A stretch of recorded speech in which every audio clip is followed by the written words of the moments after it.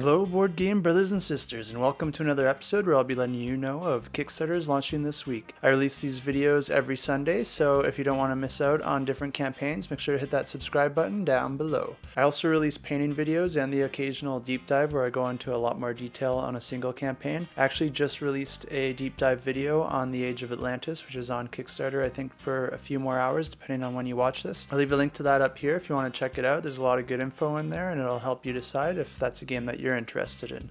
I also released a video that lets you know what I backed last week that I usually release at the same time as this video, but I didn't actually back anything last week, so I won't have one of those for you this time. But if there's something you think I should back that's on Kickstarter now, make sure to leave a comment and I'll check it out. So this week's actually a pretty short week. I've only got a few games to cover, but I do have a bunch of games on my list that are supposed to be released this month, but I don't have exact dates for those. So what I'll do is I'll just list the names of those at the end of the video so you can check them out for yourself if you're interested. So let's get on with the video and check out Kickstarters launching this week. And the first game I have for you is actually an expansion, and it's called Spirits of the Forest Moonlight. And this plays 1 to 4 players and takes about 20 minutes to play. And this game's launching on the 21st. So I haven't played the original, so I can't comment on how this compares, but I do know that this game is going to be adding a new variant to the original game. And it's also going to be adding a co-op mode that can be played solo as well. So to play this game as a co-op, you're going to be laying these tiles all in a grid, and on top of these tiles there's going to be 2 nocturnal creatures, a light one and a dark one. And on your turn you're going to be assigning one of these tiles to your team and one of these tiles to your opponent AI team. This game has a really cool mechanism for selecting which tiles are available to you. For a tile to be available, it has to be adjacent to one of these creatures and also be on the edge of the board with an empty space beside it. So as more tiles are removed from the game, it allows for other tiles to become available. This game does have set collection, and you're going to be trying to get the majority of certain tiles in order to gain the associated points. You also gain points by collecting these little rabbit-looking tokens that are called Moonlight bits, and you can collect those by moving the light creature onto a tile that has one of those. If the dark creature moves onto that tile instead, then it goes to the opponent. I don't know too much on how this expansion is going to affect the multiplayer version of this game, but I do know there's going to be new tiles added that have different rules depending on the scenario that you're playing.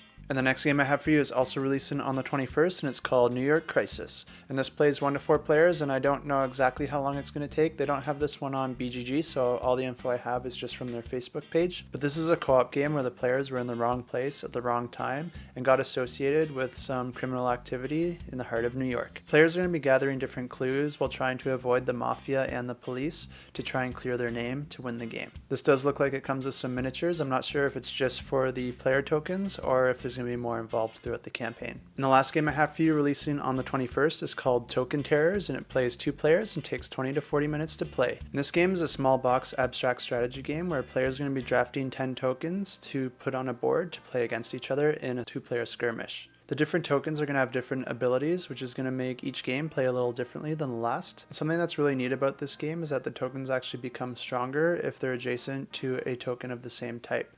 So if you just have one token on its own, it's going to have 1 hit point and 1 attack power. But if you have more than just one, then those hit points and attack power are going to increase by the number of adjacent tokens. This game looks pretty small and simple and easy to learn, but that doesn't mean it can't be my pick of the week, because it is. And there's a few reasons why I'm picking this one. The first one is that it does look like this one's had a lot of playtesting. If you go to the ratings tab on BGG, there's quite a lot of ratings in there already, and all the comments seem very positive. There's also been a few written and video reviews already, so if you want to check those out, all you have to do is search the web. And I do think this game looks fun. It reminds me a little bit of Hive, which is a game that I really love. And the reason I like Hive is because it does play a lot like chess, but it has fewer and more short-term decisions to make, whereas chess can be very AP-inducing with a lot of different permutations depending on the decisions that players make. And I think this game is going to have that similar take on the genre that Hive does, which really just includes the fun parts of chess in a much shorter game, while at the same time adding its own mechanisms to the game. I did do a little bit of research on the designer for this one, and this is his first game, but he is actually an artist as well, and if you check out his website, you can check out the sort of style that he has. I really like this style. I don't know if this is the right word for it, but it does seem a little bit psychedelic, and it looks like the tokens in this game are going to match that style as well. And the next game I have for you is being released on the 23rd, and it's called Northgard 𝗚𝗚𝗲 𝗚𝗏 and this plays 2 to 5 players and takes 45 to 90 minutes to play. And this is based on the Northgard video game, and this is a 4X game that's going to include deck building, dice rolling, variable player powers, and a modular board that gets created as you play the game. This does have a Viking theme, and it's based on the Northgard video game. Victory points are gained by exploring, fighting, and controlling different territories, and you're going to be performing your different actions based on the cards that you have in your hand. At the end of each turn, you're going to be able to add a new card to your hand that'll grant you new abilities and actions. This game does have a winter phase that puts more stress on the players, making it more difficult. And the game ends at the end of 7 turns, or when a player has buildings on 3 different territories that they also have control over. This game has been in development for a few years, and it has been shown off at different conventions, so you can just do a little bit of search on the web and you'll find different videos and written reviews on it from different playtesters and from people involved in the game as well. So I'm about halfway through the video right now, so I just want to mention that if you like this content, make sure to like, share, or subscribe. It really helps with the YouTube algorithm, which helps more people discover this channel. I'm still a long way from making this sustainable, so if you want to help out, you can also check out my Patreon. There's lots of ways you can help support the channel listed on my website, which I'll leave in the description below. And if you're a publisher or a designer releasing a game and you want to give back, feel free to reach out to me if you're willing to donate a pledge, and I'll raffle it off in one of these videos. Another great way to help me out and help yourself out is to check out KickstarterGames.com if you're planning to buy a game. They occasionally carry Kickstarter versions of games as well, so make sure to check it out periodically if you're looking for those Kickstarter exclusives. A small percentage of any purchases you make will come back to me, and you can also sell your games if you're looking to slim down your collection. And the last thing I want to say is that they do also do monthly giveaways, so make sure to sign up to their newsletter if you want to be entered in those. And the next game I have for you releases on the 24th, and it's called Animal World War, and it plays 2 to 24 players and takes about 30 to 120 minutes to play.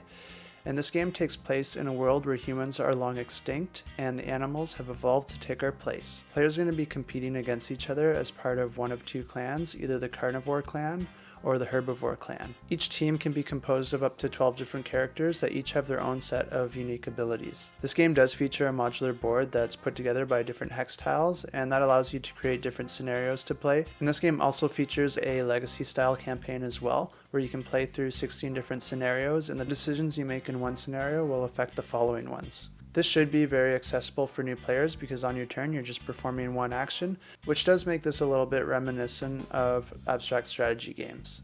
This campaign is publicly viewable, so I'll leave a link to it in the description below along with the others. And the last game I have for you is launching on the 25th, and it's called Core Clash, and it's a skirmish game for 2 to 4 players. It takes about 60 to 120 minutes to play. And in this game, humans have left Earth for hundreds of years and have returned to realize that robots have overtaken the land. As a brilliant hacker, you're able to breach the security of some of these robots and fight them against the others. This uses dice rolling and a few different types of dice in order to attack. And this includes some really nice sculpts for the robots and some scenery. And you'll be able to do some cool things like smashing the other robots into the buildings and mountains in the area. This is not a cheap game, starting at $115 US, and it looks like this campaign is going to have a lot of neat add-ons. There's a 170mm miniature, a giant mechanized centipede, dice that magnetize to your base to show health, and some cool energy shields and a dice tray that can just be stacked to the sky. Prepare to empty your bank account if you're interested in this one. And that's all I have for you this week, so until next time, keep that shelf cluttered and the table full.